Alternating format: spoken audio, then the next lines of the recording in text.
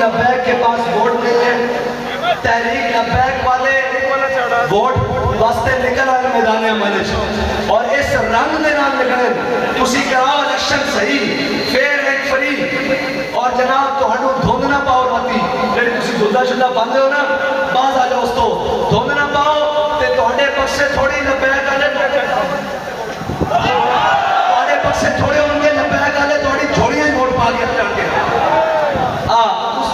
گنتی میں کہنا تہاڈیاں مشیناں ختم ہو جان گیا اور قوم اٹھ جاگ چکی قوم کسی بھی دین نعرے وچ نہیں آنے والی اور پچھلے 17 دن تو عالمی منڈی تیل کی قیمتیں گر چکی ہیں لیکن اے جناب خادم اعلیٰ صاحب اے جناب وزیر خزانہ صاحب اے جناب انہوں نے ترجمان اعلان کر رہے ہیں ہم تیل کی قیمتیں کم کر رہے ہیں انہوں نے آج آ کر کی ہیں تاکہ ہمیشہ ہمیں الیکشن میں فائدہ ہو.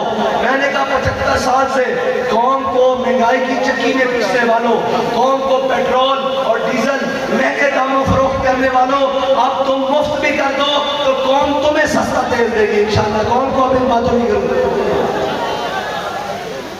اور ہم سے پوچھتے ہیں کہ آپ اکانومی کا کیا سوچتے ہیں. میں نے کہا مجھے بتاؤ یہ پڑھے لکھے سارے یہ پڑھے لکھے سارے کہتے ہیں جی اکانومی کے بارے میں آپ کا کیا خیال ہے. میں نے کہا جناب مجھے بتاؤ کہ اس ملک کی اکانومی کے اوپر سب سے زیادہ وزن کس چیز کا ہے. کہہ رہے ہیں کہ یہ تو دیکھنا پڑے گا. میں نے کہا جناب تم کہتے ہو نا جاہل مولویوں کو پتہ کچھ نہیں حافظوں کو پتہ کچھ نہیں ان لوگوں کو پتہ کچھ نہیں. اس اکانومی کے اوپر سب سے زیادہ وزن سود کا ہے اور دوسرے نمبر پر اس اشرافیہ کا ہے جس کے کتوں کا صابن بھی باہر کے ملکوں سے آتا ہے. کہتے ہیں پھر کیا کریں گے. میں نے کہا کریں گے یہ کہ اپنا ایٹمی پلانٹ جاری رکھیں گے اپنی ملک و قوم کا سودا نہیں کریں گے.